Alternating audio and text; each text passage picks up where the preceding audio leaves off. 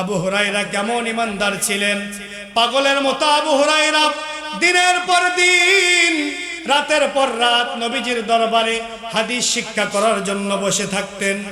একদিনের ঘটনা, আবু হুরায়রা রাদিয়াল্লাহু তাআলা আনহু নবীজির দরবার থেকে ফিরতে দেরি করেছে। বাড়িতে যাওয়ার পরে দরজায় যখন নক করেছে, আবু হুরায়রার মা ডাক দেয়া বলছে, কে? ডাক দেয়া বলছে, আমি আবু হুরায়রা। দরজা যখন খুলে দিয়েছে, দেওয়ার পরে বলছে, আবু হুরায়রা তুমি কোথায় গিয়েছিলে? বলতেছে, আমি মুহাম্মদ সাল্লাল্লাহু আলাইহি ওয়াসাল্লামের দরবারে গিয়েছিলাম। আবু হুরায়রার মা সঙ্গে সঙ্গে আবু হুরায়রাকে প্রহার করা শুরু করেছে, আবু হুরায়রাকে মারধর শুরু করেছে। আবু হুরায়রা রাদিয়াল্লাহু তাআলা আনহু মাকে কিছু না বলে সরাসরি নবীজির দরবারে গিয়েছে। যাওয়ার পরে বলছে, ইয়া রাসূলুল্লাহ, ইয়া হাবিবাল্লাহ, আমার মা আমাকে প্রহার করেছে, আমি আপনার দরবারে আসি, হাদিস শিক্ষা করি, দিনের পর দিন রাতের পর রাত আমি আপনার দরবারে বসে থাকি, এটাই আমার অপরাধ, আমার অন্য কোনো অপরাধ নাই। নবীজি ডাক দেয়া বলল, আবু হুরায়রা, তোমার মা তোমাকে প্রহার করেছে, আমাকে অভিযোগ দিয়ে লাভ নেই, আমি তো তোমার মায়ের বিচার করতে পারবো না।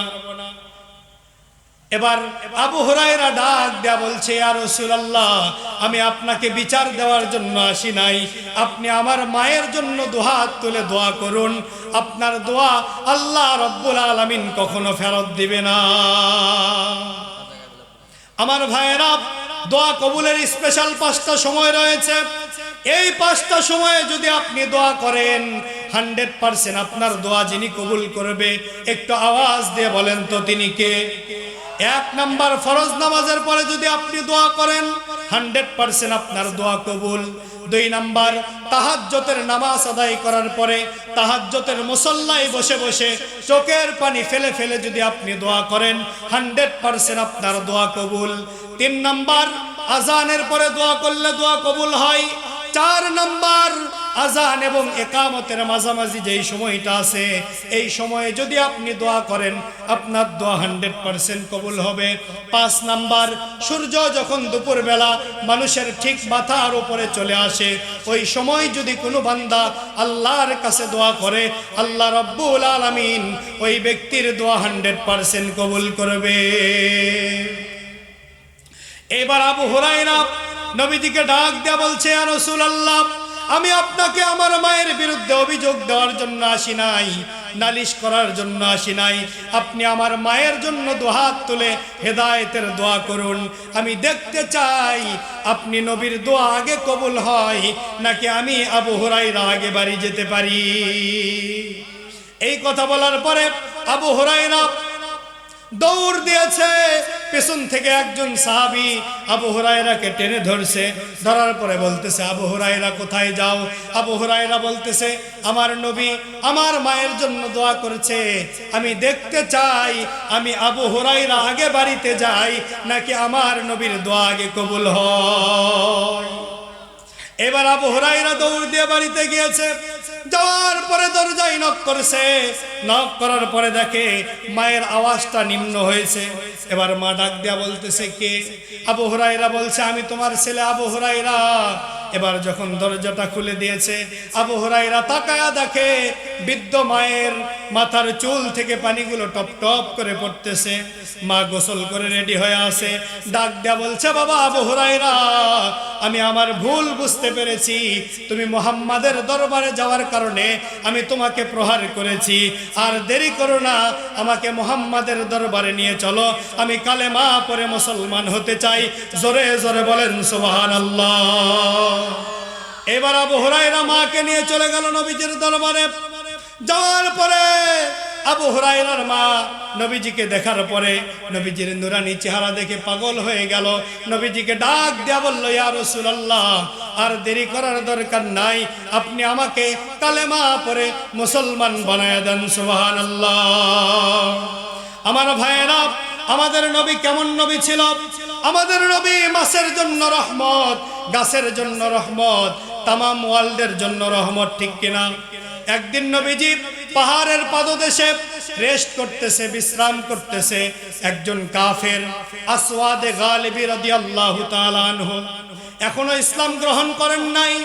আসওয়াদে গালিবী একজন রাখাল, মাঠের মধ্যে ছাগল চড়াই, দুম্বা চড়াই। নবীজির বিচক্ষণতার কথা, নবীজির আমানতদারির কথা, নবীজির সততার কথা আগে থেকেই শুনেছে। যখন খবর পেয়েছে মুসলমানদের নবী পাহাড়ের পাদদেশে রেস্ট করতেছে, এবার আসওয়াদ নবীজির খবর শুনে নবীজি সাল্লাল্লাহু আলাইহি ওয়াসাল্লামের কাছে চলে গেলেন। যাওয়ার পরে ডাক দেয়া বলল, ইয়া রাসূলুল্লাহ, ইয়া হাবিবাল্লাহ, আমি শুনেছি আপনি আল আমিন, আমি শুনেছি আপনি আস সাদিক, আপনার বিচক্ষণতার কথা শুনেছি। ইয়া রাসূলুল্লাহ, সরাসরি আপনার চেহারা কোনোদিন দেখি নাই, আজকে আপনার চেহারা দেখে আমি আপনার প্রেমে পড়ে গিয়েছি, আমি আপনার প্রতি মুগ্ধ হয়ে গিয়েছি। ইয়া রাসূলুল্লাহ, আমি আর দেরি করতে চাই না, আপনি আমাকে কালেমা পড়ে মুসলমান বানায়া দেন। তবে ইয়া রাসূলুল্লাহ, আমি যদি কালেমা পড়ে মুসলমান হই, আপনি আমাকে কি দিবেন? কারণ আমরা তো লাভ ছাড়া কোনো কাজ করি, আমরা বিনিময় ছাড়া কোনো কাজ করি না। নবীজি ডাক দেয়া বলল, আসওয়াদে গালিবী, এই মুহূর্তে আমার কাছে দেবার মতো কিছু নাই, তবে তুমি যদি কালেমা পড়ে মুসলমান হও, আমি নবী তোমাকে আমার বুকের মধ্যে জড়ায় নিব। এবার আসওয়াদে গালিবী নবীজির হাতে হাত রেখে কালেমা পড়ে মুসলমান হয়ে গেলেন। এবার আসওয়াদে গালিবী ডাক দেয়া বলছে, ইয়া রাসূলুল্লাহ, এখন তো আমি কালেমা পড়ে মুসলমান হইলাম, আমার কাজ এই মুহূর্তে কি? আমি কি কাজ করব? নবীজি বললেন, এখন তো রোজার সময় নয়, এখন তো নামাজের সময় নয়, তবে এখন তোমাকে যুদ্ধে যেতে হবে, জিহাদের ডাক এসে গেছে। এবার আসওয়াদে গালিবী নতুন সাহাবী যুদ্ধের ময়দানে চলে গিয়েছে, কাফেরদের সঙ্গে যুদ্ধ চলতেছে। জিহাদ করতে করতে এক পর্যায়ে আসওয়াদে গালিবী রাদিয়াল্লাহু তাআলা আনহু শাহাদাতের পেয়ালা পান করেছে। সাহাবীদের লাশগুলো সাইড করা হচ্ছে। আসওয়াদে গালিবীকে সাহাবীরা চিনে না, যেহেতু নতুন ইসলাম গ্রহণ করেছে। নবীজি ডাক দেয়া বলল, এইটা তোমাদের ভাই, আমার হাতে হাত রেখে কালেমা পড়ে মুসলমান হয়েছে। এই মুহূর্তে যেহেতু কোনো নামাজের সময় নয়, কোনো রোজার সময় নয়, আমি তাকে জিহাদের ময়দানে আসতে বলেছি। সে আল্লাহর রাস্তায় জিহাদ করেছে, সে শাহাদত বরণ করেছে। আল্লাহ রাব্বুল আলামিন এই জিহাদের ময়দানে আসার কারণে, শাহাদত বরণ করার কারণে আসওয়াদে গালিবীকে বিনা হিসাবে আল্লাহর জান্নাতে প্রবেশ করায়া দিবে।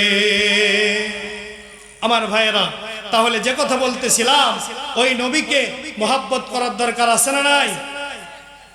নবীজির সুন্নাহ অনুযায়ী জীবন গড়ার দরকার আছে না নাই? আপনি কত পাপ করেছেন। নবীজির সাহাবীরা যখনই পাপ করত, পাপ করার আগেই আল্লাহর কাছে বেশি বেশি কি করত? তওবা করত। তাহলে তওবা করার দরকার আছে না নাই? আমার ভাইয়েরা, নবীজির একজন বিশিষ্ট সাহাবী দাহিয়াতুল কলবি রাদিয়াল্লাহু তাআলা আনহু জাহেলিয়াতের জামানায় বসবাস করত, এখনো ইসলাম গ্রহণ করে নাই। সে একজন বিজনেসম্যান ছিল, স্ত্রী প্রেগনেন্ট। স্ত্রীকে ডাক দেয়া বলল, আমি সফরে যাব, তোমার গর্ভে যেই সন্তান আছে, সন্তান তার যদি ছেলে হয় তাহলে তাকে জীবিত রাখবে, আর যদি মেয়ে হয় তাকে হত্যা করবে। এই কথা বলার পরে দাহিয়াতুল কলবি বিজনেসের উদ্দেশ্যে চলে গেলেন সফরে। দীর্ঘদিন পরে সফর থেকে বাড়িতে ফিরে আসলেন।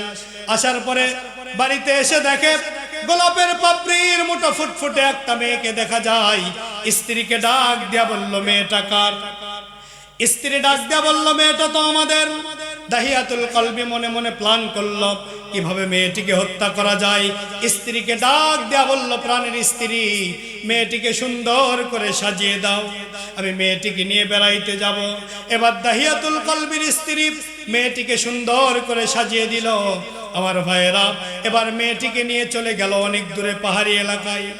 যাওয়ার পরে দাহিয়া গর্ত খনন করা শুরু করল। দাহিয়ার চেহারাটা ঘেমে যাচ্ছিল। মেয়েটি বারবার চেহারার ঘামগুলো মুছে দিচ্ছে আর ডাক দেয়া বলতেছে, বাবা এই গর্ত খনন করে কি করবে? দাহিয়া কোনো কথা বলে না। এক পর্যায়ে যখন গর্তটা কমপ্লিট হয়ে গেল, দাহিয়াতুল কলবি ডাক দেয়া বলছে, মা দেখো কত সুন্দর গর্ত খনন করেছি। মেয়েটা গর্ত দেখার জন্য যখন নিচের দিকে তাকিয়েছে, দাহিয়াতুল কলবি কেমন পাষাণ হৃদয়ের একজন মানুষ ছিলেন, মেয়েটির ঘাড় ধাক্কা দিয়ে গর্তের মধ্যে ফেলে দিয়েছে। মেয়েটি ডাক দেয়া বলছে, বাবা আমি বুঝতে পেরেছি আমার কোনো অপরাধ নাই, মেয়ে হয়ে জন্মগ্রহণ করেছি, এটাই আমার অপরাধ। তুমি আমাকে প্রাণে মেরো না বাবা, তুমি আমাকে ছেড়ে দাও। আমি কোনোদিন তোমার বাড়িতে যাব না, কোনোদিন তোমাকে বাবা বলে ডাকবো না। দাহিয়াতুল কলবি পাশে থেকে বিশাল বড় একটা পাথর নিয়ে মেয়েটির কলিজা বরাবর যখন নিক্ষেপ করলো, মেয়েটি বাবা বাবা বলে এমন জোরে একটা চিৎকার দিল। দাহিয়াতুল কলবি ওই বাবা ডাকের আওয়াজটা কোনোদিন ভুলতে পারে না।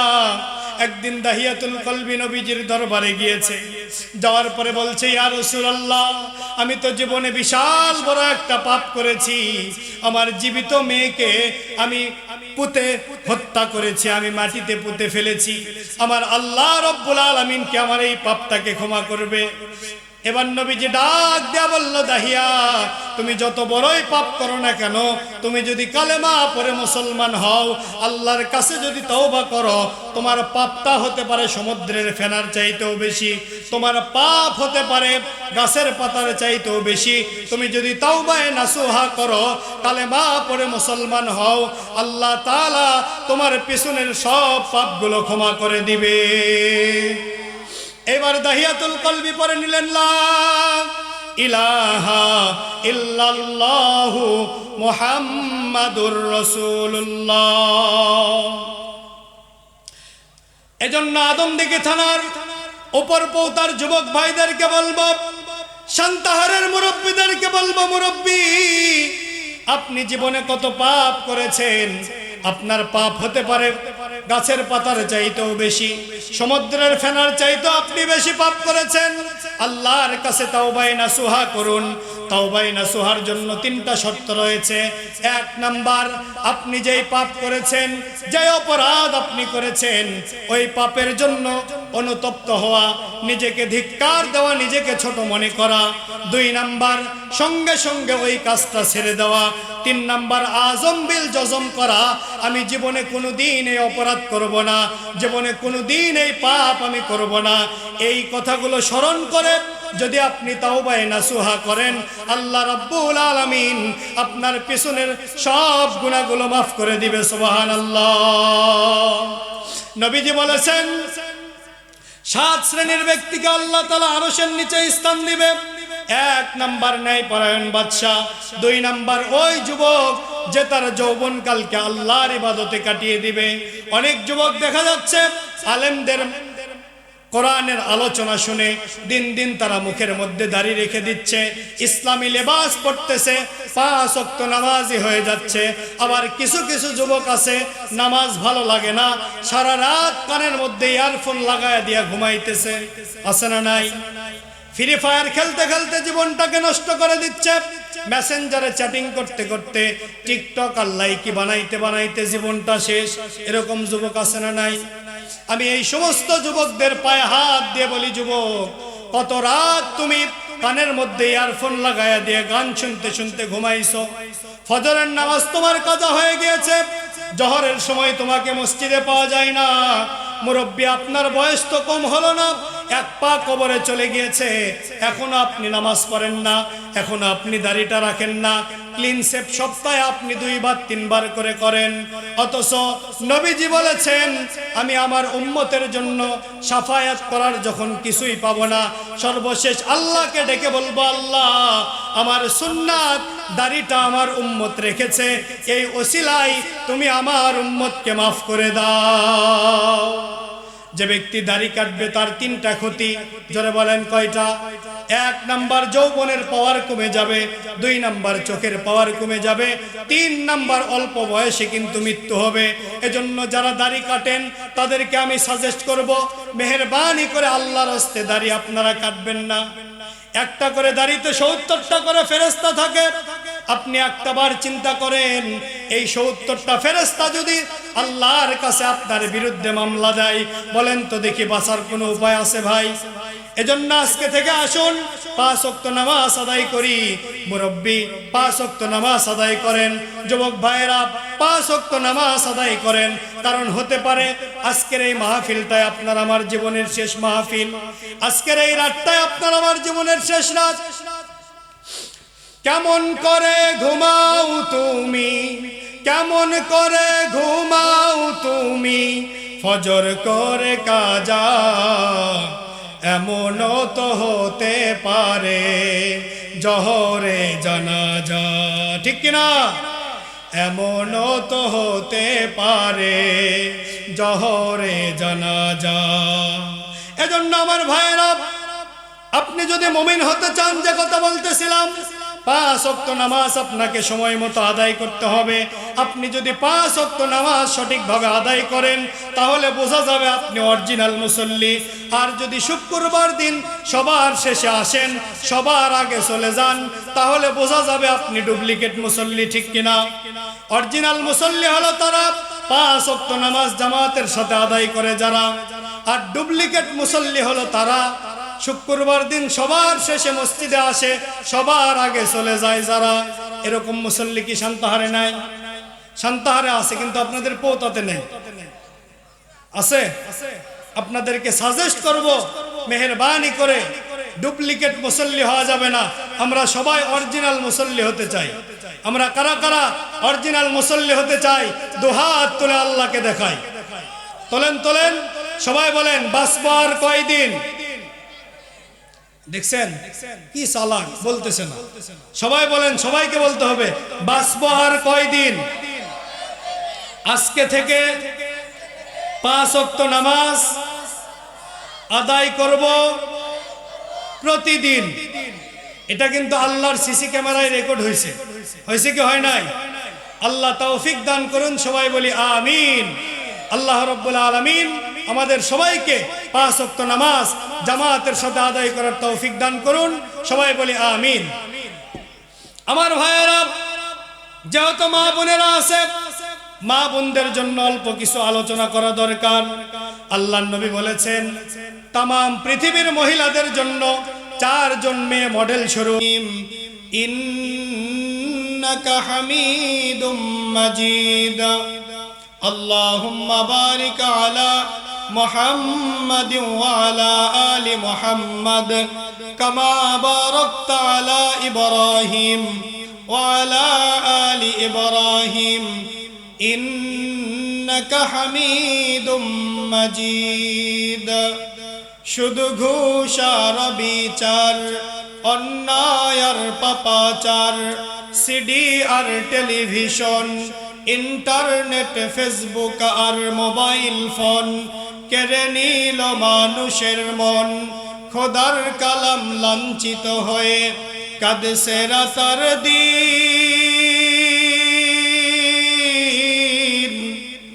বিদায় হতে চলেছে নবীজির রক্তে মাখা দিন। তবে মানুষ তোমরা মনে রেখো, একদিন তোর মাটির শরীর থাকবে না রে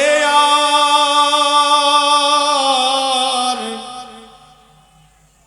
মাটির দেহ মাটির মাঝে মিশবে রে সবার। কিসের গাড়ি কিসের বাড়ি, ও তুমি কিসের করো জমিদারি। সঙ্গে তোমার কেউ যাবে না, পুরুষ কিংবা নারী। কালেমা পড়েন লা ইলাহা, জোরে লা ইলাহা, সুবহানাল্লাহ, আলহামদুলিল্লাহ, লা ইলাহা।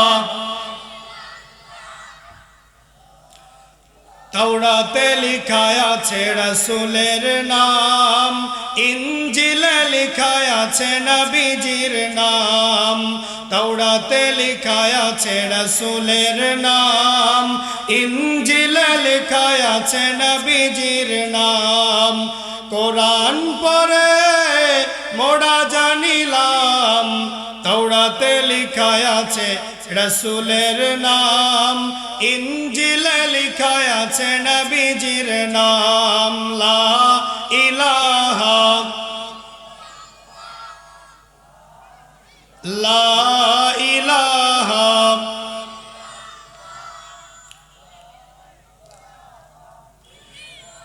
মিম সে মুহাম্মদ, সকলে পড়ছি সাল্লাল্লাহু আলাইহি ওয়াসাল্লাম। নবী কা নাম হ্যায় जिस नबी का नाम मोहम्मद, उस नबी अल्लाह और हमारा प्यारा बलगल उला बिकमालिही कशफत दुजा बिजमालिही हसनत जमीउ खिसालिही सल्लु अलैहि व आलिही। अल्हम्दुलिल्लाह, বাংলাদেশের ঐতিহ্যবাহী জেলা বগুড়া আদমদিঘি থানার অন্তর্গত উপরপৌতা যুব সমাজের উদ্যোগে আয়োজিত 2 দিন ব্যাপী ঐতিহাসিক তাফসীরুল কোরআন মাহফিল। আজকের এই মাহফিলের সম্মানিত সুযোগ্য প্রধান অতিথি আলহাজ মোহাম্মদ আব্দুল মুহিত তালুকদার, আল্লাহ রাব্বুল আলামিন সম্মানিত প্রধান অতিথিকে হায়াতে তাইয়্যিবা, সিহহাতে কুল্লিয়া দান করুন। দ্বীনের জন্য, কোরআনের জন্য, ইসলামের জন্য বেশি বেশি খিদমত করার তৌফিক দান করুন। সবাই বলি আমিন।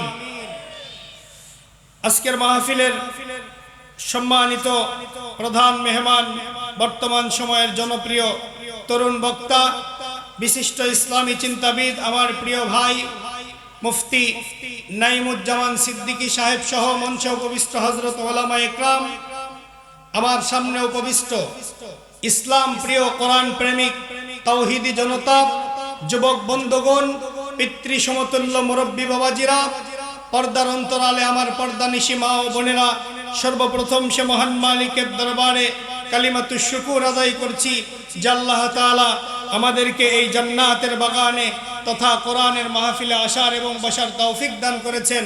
এজন্য আপনারা খুশি না বেজার? খুশি হলে মানুষের আওয়াজ আসতে হয় না জোরে হয়?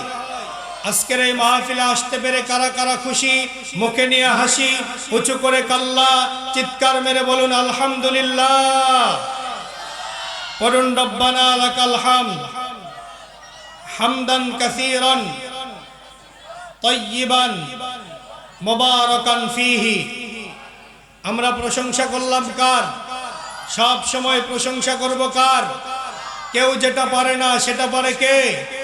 কেউ যেটা দেয় না সেটা দেয় কে? কেউ যেটা দেখে না সেটা দেখে কে? সে আল্লাহর জন্য পড়ছি আলহামদুলিল্লাহ।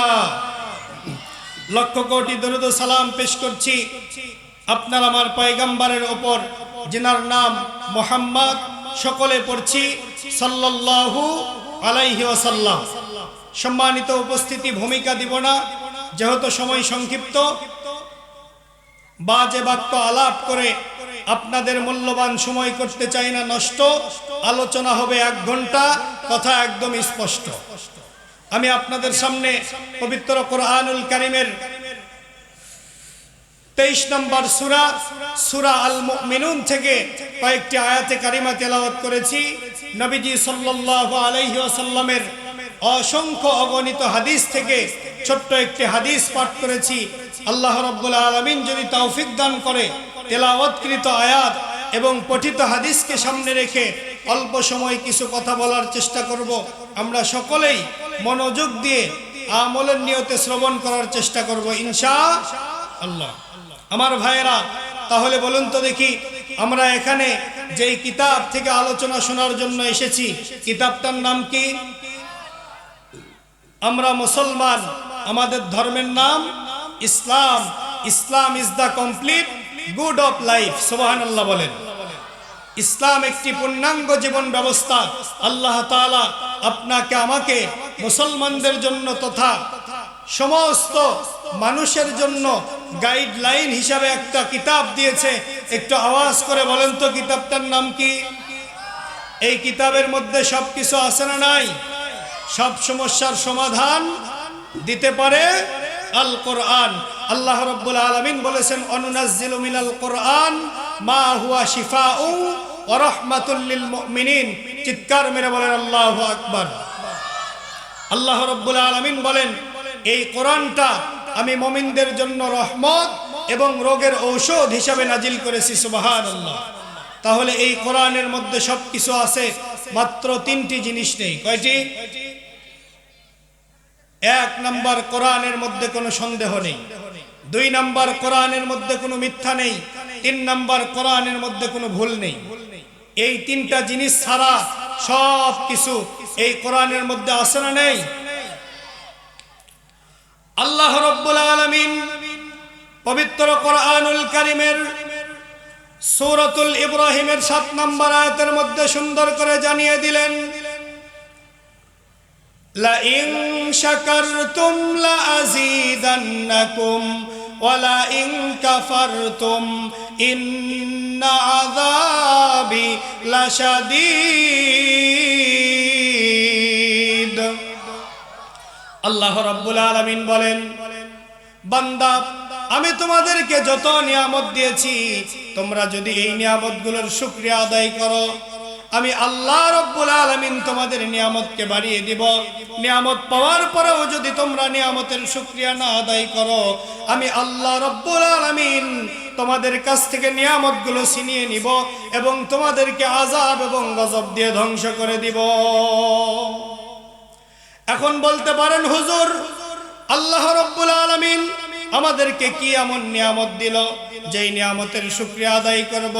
আমার ভাইরা, আল্লাহ রাব্বুল আলামিন আপনাকে আমাকে সব চাইতে বড় যেই নিয়ামত দিয়েছে, আল্লাহ তাআলা আপনাকে আমাকে মুসলমান হিসেবে মুসলমানের ঘরে জন্মগ্রহণ করার তৌফিক দিয়েছে, ঠিক কিনা? আল্লাহ রাব্বুল আলামিন আপনাকে আমাকে আখেরি জামানার পয়গম্বর নবী মুহাম্মদুর রাসূলুল্লাহ সাল্লাল্লাহু আলাইহি ওয়াসাল্লামের উম্মত হিসেবে কবুল করেছে। আমার ভাইয়েরা, যেই নবীজির শাফায়াত ছাড়া কোনো মানুষ জান্নাতে যেতে পারবে না, ঠিক কিনা? নবীজির একজন সাহাবী হযরতে আবু হুরায়রা রাদিয়াল্লাহু তাআলা আনহু নবীজিকে ডাক দিয়া বলল, ইয়া রাসূলুল্লাহ, ইয়া হাবিবাল্লাহ, আপনি কাল কিয়ামতের ময়দানে কয় শ্রেণীর ব্যক্তির জন্য শাফায়াত করবেন? আল্লাহর নবী ডাক দিয়া বলল, আবু হুরায়রা, আমি মনে মনে ধারণা করেছি এই প্রশ্ন তুমি আবু হুরায়রা ছাড়া অন্য কেউ আমাকে করবে না। বলেন আল্লাহু আকবার। নবীজি ডাক দিয়া বলল, আবু হুরায়রা, কাল কিয়ামতের ময়দানে কঠিন মুসিবতের সময় আমি নবী 4 শ্রেণীর ব্যক্তির জন্য শাফায়াত করব। একটু আওয়াজ দিয়ে বলতে হবে, কয় শ্রেণী? 1 নাম্বার, নবীজি বললেন, যে ব্যক্তি জবান দিয়ে বেশি বেশি পাঠ করবে লা ইলাহা ইল্লাল্লাহু মুহাম্মাদুর রাসূলুল্লাহ সাল্লাল্লাহু আলাইহি ওয়াসাল্লাম। আল্লাহর পয়গম্বর বলেন, মান ক্বালা লা ইলাহা ইল্লাল্লাহু মুখলিসান ফাদাখালাল জান্নাহ। যে ব্যক্তি পূর্ণ বিশ্বাসের সাথে একবার কালেমায়ে তৈয়বা পাঠ করবে, মৃত্যুর পরে আল্লাহ রাব্বুল আলামিন ওই ব্যক্তিকে বিনা হিসাবে আল্লাহর জান্নাতে পৌঁছায়া দিবে। নবীজি বলেছেন, যদি কোনো ব্যক্তি প্রত্যেক দিন 100 বার করে কালেমায়ে তৈয়বা পাঠ করে, কাল কিয়ামতের ময়দানে আল্লাহ রাব্বুল আলামিন ওই ব্যক্তির চেহারাকে পূর্ণিমার চাঁদের মতো উজ্জ্বল করে দিবে। সুবহানাল্লাহ। আমার প্রিয় মুসলমান ভাইরা, তাহলে যে কথা বলতেছিলাম, আমরা যদি জবান দিয়ে বেশি বেশি কালেমায়ে তৈয়বা পাঠ করি, নবীজি কাল কিয়ামতের ময়দানে আপনার আমার জন্য শাফায়াত করবে। মুসিবত না পাই যদি, মুসিবত না পাই যদি করোনা তোমার, কবরে হাসরে কি হবে আমার, কবরে হাসরে কি হবে আমার। জোরে বলেন মারহাবা। 2 নাম্বার, নবীজি ডাক দিয়ে বলল, আমি ওই ব্যক্তির জন্য শাফায়াত করব যে ব্যক্তি আযানের পরে আল্লাহুম্মা রাব্বা হাযিহিদ দাওয়াতিত তাম্মা আস-সালাতিল কাইমা আতি মুহাম্মাদানিল ওয়াসিলা ওয়াল ফাদিলা ওয়াবআসহু মাকামান মাহমুদানিল্লাযী ওয়া'আদতাহু ইন্নাকা লা তুখলিফুল মিআদ। চিৎকার মেরে বলেন আল্লাহু আকবার। যে ব্যক্তি আযানের পরে আযানের দোয়াটা পাঠ করবে, ইভেন আল্লাহর ডাকে সাড়া দিয়ে আল্লাহর ঘর মসজিদে গিয়ে আল্লাহর কুদরতি কদমে সেজদা দিবে, নবীজি বলেন আমি ওই ব্যক্তির জন্য শাফায়াত করে তাকে আল্লাহর জান্নাতে পৌঁছায়া দিব। কিন্তু দুঃখজনক হলেও সত্য, আজকে আমরা নিজেকে দাবি করি ইমানদার, কিন্তু আযানের পরে মসজিদে খুঁজে পাওয়া যায় না, ঠিক কিনা? এজন্য যুবকদেরকে ডাক দিয়ে বলবো, যুবক তুমি কত ওয়াক্ত নামাজ কাজা করেছো? মুরব্বিকে বলবো, মুরব্বি আপনি কতবার দাড়ি সেভ করেছেন, ক্লিন সেভ করেছেন, ফর্ম সেভ করেছেন, আপনি এখন পর্যন্ত সুন্নতি লেবাসটা গায়ে লাগাইতে পারেন নাই, আপনি এখনো মসজিদে যান না, বয়স তো আপনার কম হলো না। নবীজি বলেছেন যে ব্যক্তি আযানের পরে আযানের জবাব দিবে এবং আল্লাহর ঘর মসজিদে গিয়ে আল্লাহর কুদরতি পায়ে সেজদা দিবে, আমি নবী ওই ব্যক্তির জন্য শাফায়াত করে তাকে আল্লাহর জান্নাতে পৌঁছায়া দিব। আজান কানে শুনিয়া কেমনে থাকো ঘুমায়া, আজান কানে শুনিয়া কেমনে থাকো বসিয়া, নামাজের লাগিয়া কি তোর মোটেও মায়া লাগে না? চিন্তা করে দেখো না কবরে কি যাইবা না, চিন্তা করে দেখো না কবরে কি যাইবা না। এ দুনিয়ার সবই পর, কবর যে তোর আসল ঘর, ঠিক কিনা? এ দুনিয়ার সবই পর, কবর যে তোর আসল ঘর, সেই কবরে আল্লাহ ছাড়া বন্ধু কেহ থাকবে না, চিন্তা করে দেখো না কবরে কি যাইবা না। 3 নম্বর নবীজি বলল আমি ওই ব্যক্তির জন্য শাফায়াত করব যে ব্যক্তির মৃত্যুটা মদিনায় হবে। কোথায়? মদিনায় যেতে মন চাই কি চাই না? 4 নম্বর নবীজি বললেন আমি ওই ব্যক্তির জন্য শাফায়াত করব যে ব্যক্তি আমি রাসূলের রওজা জিয়ারত করবে। নবীজি বললেন মান যারা কবরি ওয়াজাবাত লাহু শাফাআতি, যে আমার রওজা জিয়ারত করবে আমি রাসূল ওই ব্যক্তির জন্য শাফায়াত করে তাকে আল্লাহর জান্নাতে পৌঁছায়া দিব। তাহলে মদিনায় যেতে মন চাই কি চায় না? আল্লাহর কাছে প্রতিনিয়ত দোয়া করা দরকার, আল্লাহ জীবনে একটিবার হলেও যেন মদিনায় যেতে পারি, তোমার রাসূলের রওজা যেন জিয়ারত করতে পারি, তোমার ঘর খানায় কাবা যেন জিয়ারত করতে পারি। আল্লাহ তাআলা যেন আমাদের সবাইকে জীবনে একটিবার হলেও রাসূলের রওজা জিয়ারত করার তৌফিক দান করে। সবাই বলেন আমিন। আমার ভাইয়েরা, তাহলে এই 4টা কাজ যদি আমরা করতে পারি, 1 নাম্বার জবান দিয়ে বেশি বেশি কালেমাই তৈয়বা পাঠ করতে হবে, 2 নাম্বার আযানের দোয়াটা পাঠ করতে হবে, প্লাস আল্লাহর ঘর মসজিদে গিয়ে নামাজ আদায় করতে হবে, 3 নাম্বার সব সময় মনে মনে তামান্না করতে হবে আমার মৃত্যু যেন মদিনায় হয়, 4 নাম্বার আল্লাহর কাছে বেশি বেশি দোয়া করতে হবে, আল্লাহ আমি যেন জীবনে একবার হলেও তোমার রাসূলের রওজা জিয়ারত করতে পারি। এই 4টা কাজ যদি আমরা করতে পারি, কাল কিয়ামতের ময়দানে নবীজি আমাদের জন্য শাফায়াত করে আল্লাহর জান্নাতে পৌঁছায়া দিবে। আমার ভাইয়েরা, তাহলে যে কথা বলতেছিলাম, আজকে আমরা আলোচনা শুনব সূরা আল মুমিনুন থেকে। কোন সূরা? একটু আওয়াজ দিতে হবে। কোন সূরা? সূরা আল মুমিনুন থেকে। এই সূরা আল মুমিনুন পবিত্র কোরআনুল কারীমের 23 নম্বর সূরা। কত নম্বর? আয়াত আছে মোট 118টি, রুকু আছে 6টি। বিশ্বনবী সাল্লাল্লাহু আলাইহি ওয়াসাল্লামের মক্কার জীবনীতে এই সূরাটি নাজিল হয়েছে।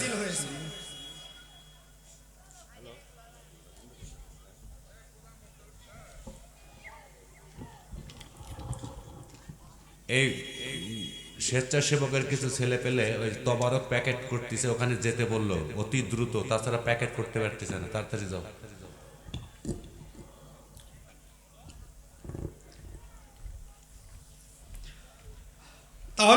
দেখি আজকে আমরা কোন সূরা থেকে আলোচনা শুনব?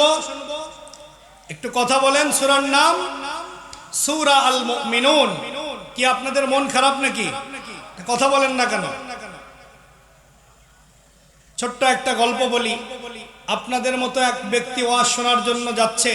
ব্যক্তিটার নাম হচ্ছে মুসা। কি নাম? মুসা ওয়াজ শোনার জন্য যাইতেছে। যাইতে যাইতে দেখে বিশাল বড় একটা বিল। এই বিল পার হতে হবে। মুসা চিন্তা করতেছে, যদি আমি কাপড় পরে যদি বিল পার হই তাহলে কাপড় তো ভিজে যাবে। এই চিন্তা করে মুসা কাপড় উঠাইতে উঠাইতে একবারে মাথা পর্যন্ত উঠাইছে। কোন পর্যন্ত? উঠানোর পরে বিল পার হচ্ছে। বিল পার হওয়ার পরে পিছন দিকে তাকায় দেখে একটা হুজুর পিছন থেকে মুসার সব কিছু দেখে ফেলছে। মুসা বেচারা লজ্জায় পড়ে গেছে। কাপড়টা আস্তে করে নামায়া মাহফিলে চলে গিয়েছে। যাওয়ার পরে প্যান্ডেলের মধ্যে বসছে। বসার পরে স্টেজের দিকে তাকায় দেখে যে হুজুর পিছন থেকে মুসার সব কিছু দেখছে, ওই হুজুরটাই আজকের মাহফিলের প্রধান বক্তা। এবার হুজুর খুতবা শেষ করার পরে বলতেছে, আমার ভাইয়েরা, আমি আজকে আপনাদেরকে মুসার ওয়াজ শোনাবো। কার ওয়াজ? কথা কি বোঝা যায়? একটু কথা বলবেন। কার ওয়াজ? মুসা এবার মনে মনে চিন্তা করতেছে, ওই যে বিল পার হওয়ার সময় হুজুর পিছন থেকে আমার সব কিছু দেখছিল, ওই কথাগুলোই মনে হয় পাবলিকের সামনে বলবে।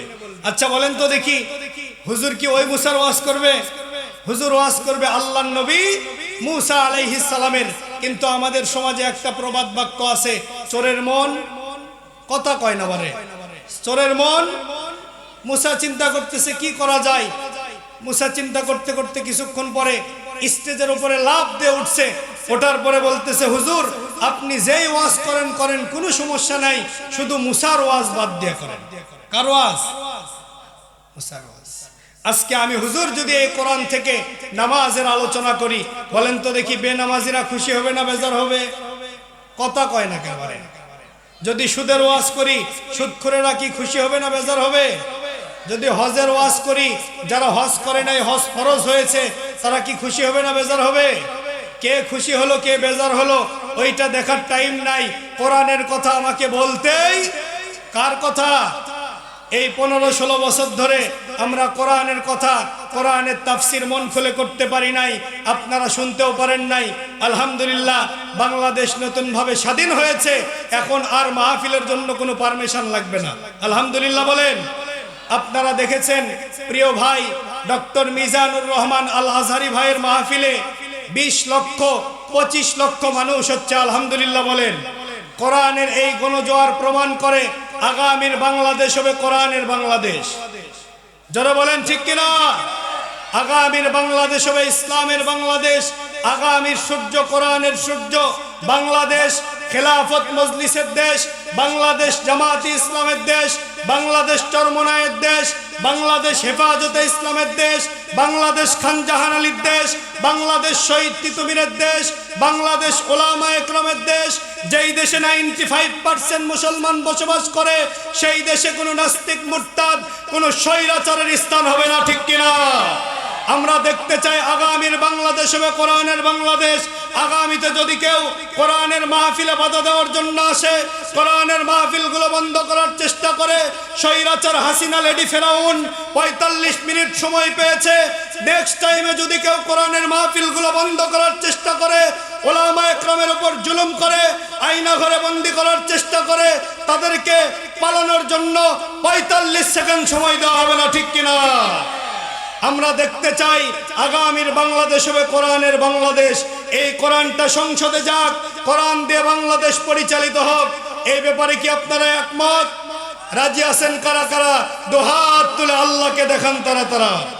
লিল্লাহে তাকবীর, লিল্লাহে তাকবীর। আল কোরআনের আলো সংসদে জালো। জোরে জোরে জোরে দুনিয়ার মুসলিম, কোরআন হাদিস যেখানে, লিল্লাহে তাকবীর। আমার ভাইয়েরা চলুন, যেহেতু সময় কম আর এদিক সেদিক না যাই, সরাসরি আমরা সূরা আল মুমিনুন থেকে আলোচনা শুনবো। আউযু বিল্লাহি মিনাশ শাইতানির রাজিম। বিতাড়িত মারদুদ শয়তানের কাছ থেকে আশ্রয় চাচ্ছি। বিসমিল্লাহির রহমানির রহিম। পরম দয়াময় আল্লাহর নামে শুরু করছি। আল্লাহ রাব্বুল আলামিন সূরা আল মুমিনুনের মধ্যে চমৎকার করে জানিয়ে দিলেন, কদ আফলাহাল মুমিনুন, নিশ্চয় মুমিনেরা সফলকাম হয়েছে। আমার ভাইয়েরা, আপনি যদি মুমিন হতে চান আপনাকে গুণ অর্জন করতে হবে 7টা। জোরে বলেন কয়টা? আল্লাহ রাব্বুল আলামিন বলেন, আল্লাযীনা হুম ফি সালাতিহিম খাশিউন।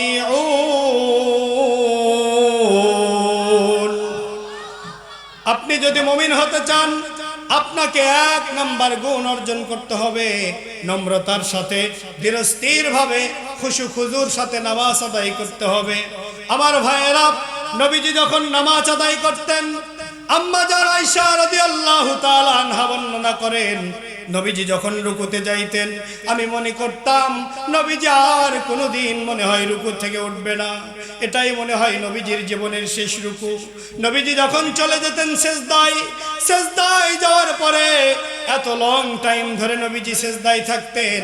আম্মা জান আয়েশা রাদিয়াল্লাহু তাআলা আনহা বর্ণনা করেন, আমি মনে করতাম নবীজি ইন্তেকাল করেছে, নবীজি কোনোদিন সেজদা থেকে মনে হয় মাথা উঠাবে না। আমার ভাইয়েরা, আপনি আমি যদি মুমিন হতে চাই এমনি এমনি নিজেকে মুমিন দাবি করলে চলবে না। মুমিন হতে গেলে 1 নাম্বার যেই গুণটা অর্জন করতে হবে, আপনাকে আল্লাহর সামনে স্ট্যাচুর মতো দাঁড়াইতে হবে, খুশু খুজুর সাথে নম্রতার সাথে নামাজ আদায় করতে হবে। আপনি যখনই নামাজ আদায় করবেন মনে করতে হবে this is the last prayer, এটাই আমার জীবনের শেষ নামাজ। আমার ডান পাশে জান্নাত, বাম পাশে জাহান্নাম, পিছনে মালাকুল মাউত আজরাইল উপস্থিত। আমার আল্লাহ রাব্বুল আলামিন আমাকে দেখছে, আমি পুলসিরাতের উপরে দাঁড়িয়ে আছি। এই কথাগুলো স্মরণ করে স্ট্যাচুর মতো সুন্দর করে নম্রতার সাথে দাঁড়িয়ে যদি আপনি নামাজ আদায় করতে পারেন, আশা করা যায় আল্লাহ রাব্বুল আলামিন আপনার নামাজ কবুল করে নেবে। সুবহানাল্লাহ। আপনি যদি মুমিন হতে চান 2 নাম্বার যেই গুণটা অর্জন করতে হবে আমার ভাইয়েরা, আল্লাহ রাব্বুল আলামিন বলেন, ওয়াল্লাযীনা হুম আনিল লাগবি মুরিদুন। আল্লাহ রাব্বুল আলামিন বলেন, মুমিনের 2 নাম্বার গুণ, মুমিন অশ্লীল কথা, বাজে বাক্য আলাপ থেকে জবানকে বিরত রাখবে। এই জবানে কথা বলার সময় লাগাম লাগাইতে হবে। ইচ্ছে করলে আপনি যেই সেই কথা জবান দিয়ে বলতে পারেন না। যাকে ইচ্ছে তাকে কটু কথা বলে কষ্ট দিতে পারেন না। যাকে ইচ্ছে এই জবান দিয়ে আপনি গালি দিতে পারেন না। এই জবান দিয়ে মানুষের গীবত করা যাবে না, মানুষকে কষ্ট দেওয়া যাবে না, জবান দিয়ে মিথ্যা কথা বলা যাবে না। কথা বলার আগে চিন্তা ভাবনা করে কথা বলতে হবে, ঠিক কিনা? কিন্তু আপনারা দেখেছেন এই 16-17 বছর ধরে আওয়ামী লীগের যিনি সাধারণ সম্পাদক ছিল মাঝে মধ্যেই বলতো যে মির্জা ফখরুলের মন খারাপ, বিএনপির মন খারাপ, বলতো কি বলতো না? পদ্মা সেতু হয়েই গেল। এই কথাগুলো বলে মানুষের মনে কষ্ট দিয়েছে কি দেয় নাই? মাঝে মধ্যে বলতো ভালো হয়ে যাও মাসুদ, নিজেই ভালো হয় নাই, মাসুদকে ভালো হওয়ার জন্য বলতেছে, ঠিক কিনা বলেন? ভালো হয়ে যাও মাসুদ তুমি, এই কথা কে বলবে আর? পালিয়ে গেছে কাউয়া কাদের, কেউ জানে না খবর তার, ঠিক কিনা? ভালো হয়ে যাও মাসুদ তুমি, এই কথা কে বলবে আর? পালিয়ে গেছে কাউয়া কাদের, কেউ জানে না খবর তার। ভালো হয়ে যাও। তার সাথে যে হিসাব বাকি আছে কোটি জনতার, পালিয়ে গেছে কাউয়া কাদের, কেউ জানে না খবর তার। ঠিক কিনা? এই যে সে এই ধরনের কথাগুলো বলতো, মির্জা ফখরুলের মন খারাপ, বিএনপির মন খারাপ, পদ্মা সেতু হয়ে গেল। বলেন তো দেখি, এই কথাগুলো বলে বিএনপির মনে কষ্ট দিয়েছে কি দেয় নাই? এটাই আল্লাহ তাআলা সূরা আল মুমিনুনের মধ্যে 2 নম্বর গুণের কথা বলতেছে, যে জবান দিয়ে তুমি যেটা ইচ্ছা সেটা বলতে পারবে। কথা বলার আগে জবানে লাগাম লাগাইতে হবে, মানুষকে যা ইচ্ছে তাই বলা যাবে।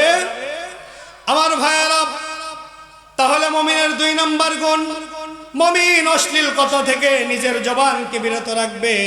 মুমিনের 3 নম্বর গুণ, ওয়াল্লাযীনা হুম লিয-যাকাতি ফাইলুন, মুমিনের উপরে যখন যাকাত ফরজ হবে, মুমিন যাকাতটা হিসাব করে দিবে।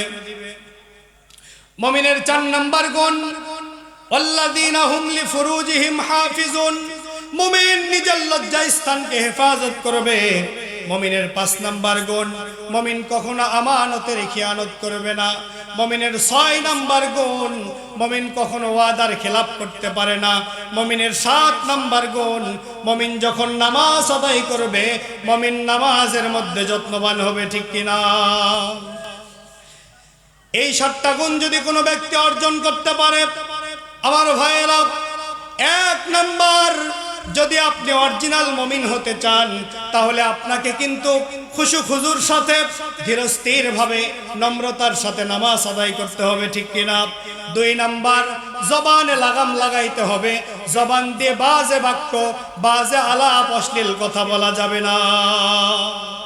3 নম্বর, আপনার উপরে যখন যাকাত ফরজ হবে, আপনি যদি প্রকৃত মুমিন হয়ে থাকেন, তাহলে হিসাব করে পাই টু পাই যাকাত আদায় করতে হবে। ঠিক কিনা?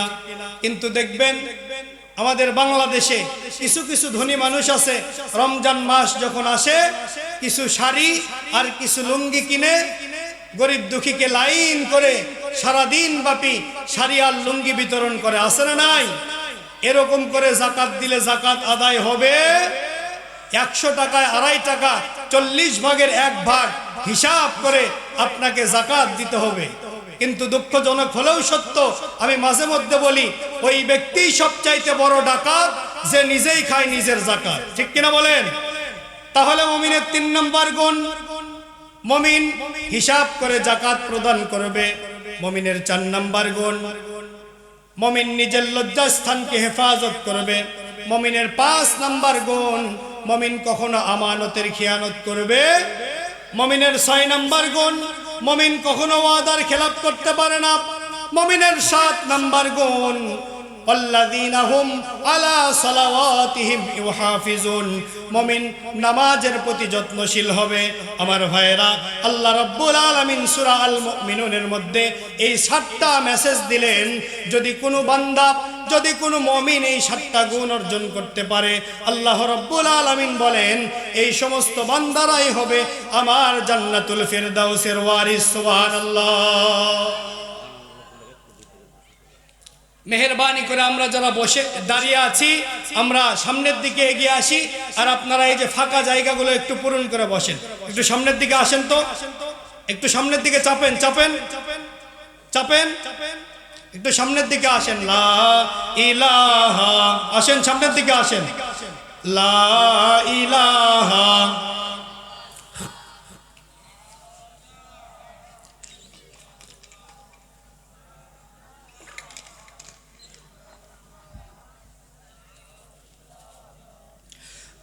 আমরা যারা দাঁড়িয়ে আছি মেহেরবানি করে বসে পড়ি। লা ইলাহা ইল্লাল্লাহু মুহাম্মাদুর রাসূলুল্লাহ সাল্লাল্লাহু আলাইহি ওয়াসাল্লাম। আমার ভাইয়েরা, তাহলে যে কথা বলতেছিলাম, আমরা যদি মুমিন হতে চাই, তাহলে আমাদেরকে গুণ অর্জন করতে হবে কয়টা? আগের জামানায় মসজিদগুলো ছিল কাঁচা, কিন্তু মানুষের ঈমানগুলো ছিল পাকা। ঠিক কিনা? কিন্তু বর্তমান দিন দিন মসজিদগুলো হচ্ছে টাইলস করা, এসি লাগানো, আর মানুষের ঈমান হয়ে যাচ্ছে কাঁচা। ঠিক কিনা? সাহাবীদের ঈমান কেমন ছিল? নবীজির একজন সাহাবী ছিল, দেখতে বড় কালো। সাহাবীর নাম হচ্ছে হযরতে বেলাল রাদিয়াল্লাহু তাআলা আনহু। আল্লাহর নবী বিশ্ব নবী এই কালো চেহারাওয়ালা বেলালকে একদিন ডাক দেয়া বলল, বেলাল এদিকে আসো। বেলাল রাদিয়াল্লাহু তাআলা আনহু নবীজির কাছে চলে আসলেন। আমার ভাইয়েরা, নবীজির ঠোঁট মোবারক দিয়ে কালো চেহারাওয়ালা বেলালের কপালের মধ্যে চুমু দিলেন। নবীজি বেলালকে ডাক দেয়া বলল, বেলাল তুমি কি এমন স্পেশাল আমল করো বলো। বেলাল তোমার জীবনে কোনো স্পেশাল আমল আছে নাকি? হযরতে বেলাল ডাক দেয়া বলে, ইয়া রাসূলুল্লাহ, আমি তো তেমন কোনো স্পেশাল আমল করি না, তবে প্রত্যেক দিন ছোট্ট একটা আমল করি। আমি যখনই ওযু করি, ওযু করার সাথে সাথে 2 রাকাত তাহিয়াতুল ওযুর নামাজ আদায় করি।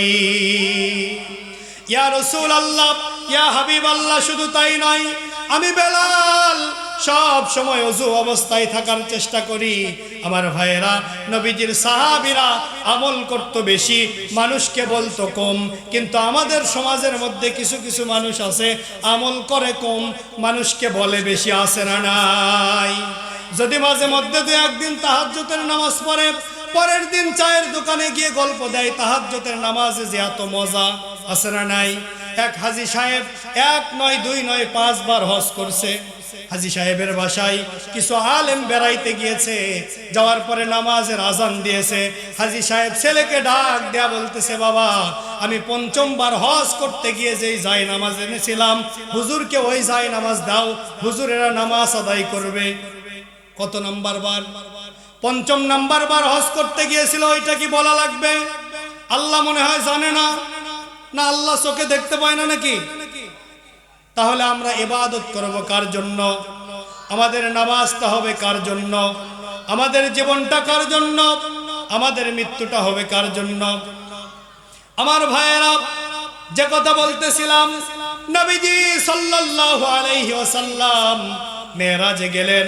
যাওয়ার পরে জান্নাত ভ্রমণ করার জন্য জান্নাতের মধ্যে প্রবেশ করলেন। হঠাৎ করে কার যেন পায়ের আওয়াজ শোনা যায়। ফেরেশতা জিবরাইলকে ডাক দেয়া বলল, ভাই জিবরাইল, জান্নাতের মধ্যে কার পায়ের আওয়াজ শোনা যায়? জিবরাইল ডাক দেয়া বলল, ইয়া রাসূলুল্লাহ, ইয়া হাবিবাল্লাহ, ওইটা আর কেউ নয়, ওইটা আপনার কালো সাহাবী বেলালের পায়ের আওয়াজ শোনা যায়। আল্লাহর নবী ডাক দেয়া বলল, জিবরাইল, বেলাল কি এমন আমল করে যে আমলের কারণে বেলাল জীবিত থাকা অবস্থায় বেলালের আওয়াজ জান্নাতের মধ্যে পাওয়া যায়, বেলালের পায়ের আওয়াজ জান্নাতের মধ্যে পাওয়া যায়? হযরতে জিবরাইল ডাক দেয়া বলল, ইয়া রাসূলুল্লাহ, হযরতে বেলাল প্রত্যেক দিন ছোট্ট একটা আমল করে। এই আমলটা আল্লাহর কাছে এত বেশি পছন্দনীয়, আল্লাহ রাব্বুল আলামিন একজন ফেরেশতাকে বেলালের সুরত দিয়া জান্নাতের মধ্যে প্রদর্শন করাইতেছে। নবীজি মেরাজ থেকে ফিরে আসলেন। আসার পরে বেলালকে ডাক দেয়া বলল, বেলাল তুমি কি এমন আমল করো বলো। বেলাল ডাক দেয়া বলল, ইয়া রাসূলুল্লাহ, আমি তো তেমন স্পেশাল কোনো আমল করি না, তবে ছোট্ট একটা আমল আমি প্রত্যেক দিন করি। আমি যখনই ওযু করি, ওযু করার সঙ্গে সঙ্গে 2 রাকাত তাহিয়াতুল ওযুর নামাজ আমি বেলাল আদায় করি। আর আমি বেলাল সব সময় ওযু অবস্থায় থাকার চেষ্টা করি।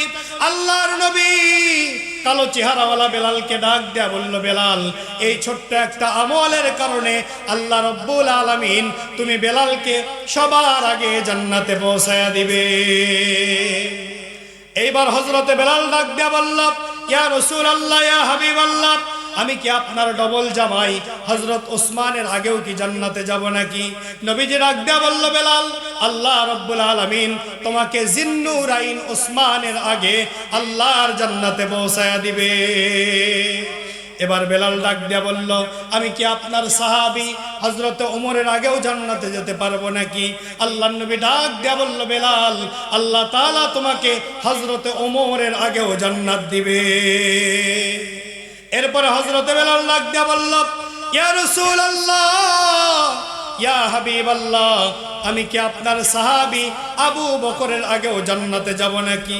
যে আবু বকর এত পরিমাণ আমল করেছে, সমস্ত পৃথিবীর মানুষের আমল যদি এক পাল্লায় উঠায় দেওয়া হয়, আর হযরতে আবু বকরের আমল যদি আরেক পাল্লায় উঠায় দেওয়া হয়, আমার ভাইয়েরা, আবু বকরের আমলের পাল্লাটাই বেশি ভারী হয়ে যাবে। সুবহানাল্লাহ।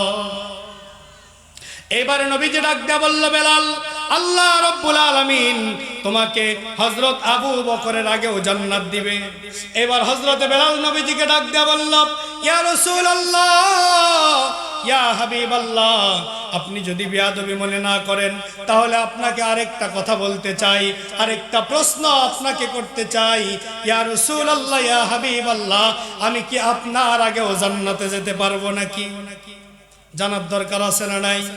এবার নবীজি ডাক দিয়া বলল, বেলাল, আল্লাহ রাব্বুল আলামিন আমি নবীর আগেও তুমি বেলালকে আল্লাহর জান্নাতে পৌঁছায়া দিবে। একবার নবীজি তাবুকের যুদ্ধের জন্য সাহাবীদেরকে দান করার জন্য বললেন। হযরতে ওসমান তিনার সম্পদকে 4 ভাগ করলেন। 4 ভাগ করার পর 1 ভাগ সম্পদ তাবুকের যুদ্ধের জন্য দান করে দিলেন। এরপরে হযরতে ওমরে ফারুক রাদিয়াল্লাহু তাআলা আনহু সম্পদকে 2 ভাগ করলেন, করার পরে 1 ভাগ তাবুকের যুদ্ধের জন্য দান করে দিলেন। এবার হযরতে আবু বকর সিদ্দিক রাদিয়াল্লাহু তাআলা আনহু বাড়িতে যা কিছু ছিল সব কিছু তাবুকের যুদ্ধের জন্য দান করে দিলেন। নবীজি ডাক দিয়া বলল, ওসমান তুমি কি দান করেছো? হযরতে ওসমান ডাক দিয়া বলল, ইয়া রাসূলুল্লাহ, আমি আমার সম্পদকে 4 ভাগ করেছি, করার পরে 1 ভাগ তাবুকের যুদ্ধের জন্য দান করেছি। হযরতে ওমরকে ডাক দিয়া বলল, তুমি কি দান করেছো? হযরতে ওমর ডাক দিয়া বলল, ইয়া রাসূলুল্লাহ, আমি আমার সম্পদকে 2 ভাগ করেছি, করার পরে 1 ভাগ তাবুকের যুদ্ধের জন্য দান করেছি। এবার হযরতে আবু বকরকে নবীজি বললেন না, আবু বকর তুমি কি দান করেছো? আবু বকরকে ডাক দিয়া বলল, আবু বকর তুমি বলো তো, তুমি তোমার বাড়িতে কি রেখে এসেছো? এবার আবু বকর বলল, ইয়া রাসূলুল্লাহ, ইয়া হাবিবাল্লাহ, দুনিয়াবি সম্পদ বলতে যা কিছু বুঝাই আমি সব কিছু তাবুকের যুদ্ধের জন্য দান করে দিয়েছি। আমার বাড়িতে শুধু আল্লাহ এবং আল্লাহর রাসূলকে রেখে এসেছি। এবার আল্লাহর নবী বলল, বেলাল, আল্লাহ রাব্বুল আলামিন তোমাকে সেই আবু বকরের আগেও জান্নাত দিবে, এমন কি তুমি আমি নবীর আগেও জান্নাতে যাবে। আমার ভাইয়েরা, এবার হযরতে বেলাল নবীজিকে ডাক দিয়া বলল, ইয়া রাসূলুল্লাহ, ইয়া হাবিবাল্লাহ, আমি কিভাবে আপনার আগে জান্নাতে যাব জানতে চাই। আল্লাহর নবী ডাক দিয়া বলল, বেলাল, জান্নাতে কোনো নবী আমার আগে প্রবেশ করতে পারবে না। ঈসা আলাইহিস সালাম জান্নাতের দরজায় নক করবে, তার জন্য জান্নাতের গেট খুলে দেওয়া হবে না। হযরতে মূসা আলাইহিস সালাম নক করবে, তার জন্য দরজাটা খুলে দেওয়া হবে না। সর্বপ্রথম আমি নবী প্রবেশ করব, এরপরে সমস্ত নবীরা, এরপরে আমার উম্মতেরা জান্নাতে প্রবেশ করবে। সুবহানাল্লাহ। নবীজি বেলালকে ডাক দিয়া বলল, বেলাল, আমি উটের পিঠে চড়ে জান্নাতে যাব, আর ওই উটের লাগাম ধরে তুমি বেলাল টেনে টেনে আমাকে জান্নাতে নিয়ে যাবে। জান্নাতের গেটে যাওয়ার পরে আমি যখন জান্নাতের দরজায় নক করব, ভিতর থেকে আওয়াজ আসবে, মান আনতা, কে তুমি? আমি বলবো, আনা মুহাম্মাদুর রাসূলুল্লাহ সাল্লাল্লাহু আলাইহি ওয়াসাল্লাম। যখন দরজাটা খুলে দিবে, তুমি বেলাল উটের রশিটা ধরে আমি নবীকে আল্লাহর জান্নাতে প্রবেশ করাবে। নবীজি ডাক দিয়া বলল, বেলাল বলো তো দেখি এবার কে আগে জান্নাতে প্রবেশ করবে? বেলাল ডাক দিয়া বলল, ইয়া রাসূলুল্লাহ, যদি আমি উটের লাগাম ধরে আপনাকে জান্নাতে প্রবেশ করাই তাহলে আমি বেলালই তো আগে জান্নাতে প্রবেশ করব। নবীজির একজন সাহাবী আবু মালিক আশআরী রাদিয়াল্লাহু তাআলা আনহু বর্ণনা করেন, আল্লাহ রাব্বুল আলামিন জান্নাতের মধ্যে একটা ভিআইপি বালাখানা তৈরি করে রেখেছেন, যার ভিতরের অংশ বাহির থেকে দেখা যায় আর বাহিরের অংশগুলো ভিতর থেকে দেখা যায়।